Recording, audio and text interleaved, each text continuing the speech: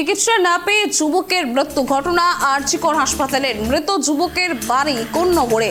স্থানীয় পুলিশ সূত্রে যেমনটা জানা যাচ্ছে, শুক্রবার ভোরে কোন্নগরের একটি বেঙ্গল মোড়ের কাছে সেখানে একটি অ্যাক্সিডেন্টে তার দুর্ঘটনা ঘটে এবং তারপরে তাকে ভর্তি করা হয়।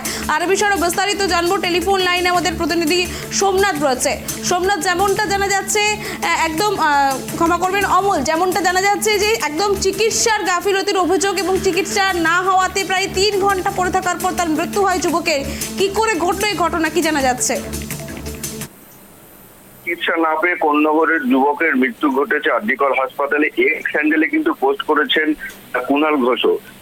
শুক্রবার সন্ধ্যায় কিন্তু মৃত ব্যক্তির বাড়িতে কোন্নগর পুরসভার চেয়ারম্যান স্বপন দাস ও স্থানীয় কাউন্সিলর বাবলু পালও তার বাড়িতে পৌঁছায়। স্বপন দাসের অভিযোগ, বিনা চিকিৎসায় মর্মান্তিক মৃত্যু হয়েছে যুবকের। গরিব মানুষের অসুবিধা, তাই তারা সরকারি হাসপাতালে যায়। বেসরকারি হাসপাতালে যাদের পয়সা আছে তারা তো বেসরকারি হাসপাতালে চলে যায়। যদি এইরকম ভাবে প্রাণগুলো চলে যায় তাহলে কি হবে, এই প্রশ্ন কিন্তু বারবার তুলেছে। যেখানে চেয়ারম্যানও কিন্তু একই কথা বলেছেন যে আপনারা তিলোত্তমার মৃত্যু নিয়ে প্রতিবাদ করছেন, ধর্ণা মঞ্চ করছেন, সব ঠিক আছে, কিন্তু সরকারের হাসপাতালে পরিষেবাগুলো আপনারা দিন, করজোরে বিনীত অনুরোধও তিনি করেন। পুলিশ সূত্রে জানা গেছে, শুক্রবার ভোরে কোন্নগর বেঙ্গল ফাইন মোড়ের কাছে রাজীব গান্ধী রোডে একটি ডাম্পার চাপা দিয়ে চলে যায় বিক্রম ভট্টাচার্য নামে 22 বছরের এক যুবককে। সেইখানে দাঁড়িয়েই কিন্তু ওখান থেকে প্রথমে ওয়ার্ল্ড হসপিটাল শ্রীরামপুর, সেখান থেকে কিন্তু আরজিকর হাসপাতালে স্থানান্তরিত করা হয়। সেখানে প্রায় 3 ঘন্টা কিন্তু বিনা চিকিৎসা ফেলে রাখা হয় যুবককে। তারপর সেখানে ঘটনাস্থলে মৃত্যু হয় বিক্রমের। ধন্যবাদ। একটু যেমনটা জানা যাচ্ছে, একটা পথ দুর্ঘটনায় তাই গুরুতর জখম হন এবং এই 22 বছরের যুবক, তাকে শ্রীরামপুর ওয়ার্ল্ড হাসপাতালে নিয়ে যাওয়া হয় এবং সেখান থেকে আরজিকরে স্থানান্তর করা হয় এবং যেমনটা জানা যাচ্ছে 3 ঘন্টা কোনো রকম একদম চিকিৎসা না পেয়ে তার মৃত্যু হয় এই যুবকের। মানুষ বিনা চিকিৎসায় মারা গেল, হচ্ছে সভ্য সমাজের লজ্জার আর কি হতে পারে।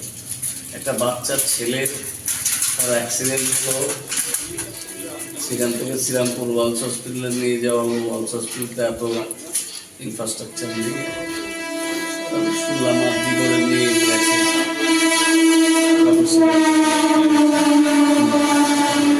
পোস্টমর্টেম হলো না, আমাদের কাউন্সিলর বাবলু পাল নিয়ে বাড়ির লোককে লিখিয়ে দিয়েছিলেন পুরো থানা, যাতে ডেড বডিটা প্রায় আফটার পোস্টমর্টেম, কিন্তু পোস্টমর্টেমও হয়নি।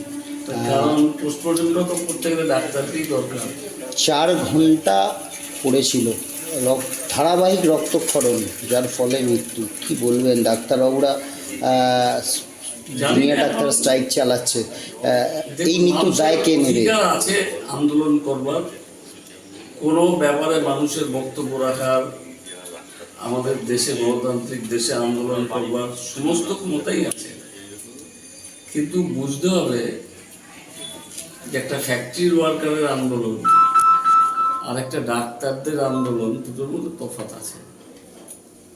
ডাক্তারদের প্রতি অন্যায় অবিচার হলে নিশ্চয়ই তারা বলবে, তারা তো সমাজের জগতেরই মানুষ, তারা নিশ্চয়ই বলবে, কিন্তু সঙ্গে সঙ্গে সাধারণ মানুষও তো আশা করে আমি আজকে আমার যদি আমার শরীর খারাপ, আমি কোথায় যাব, কার কাছে যাব? কোনো ডাক্তার দেখবে না।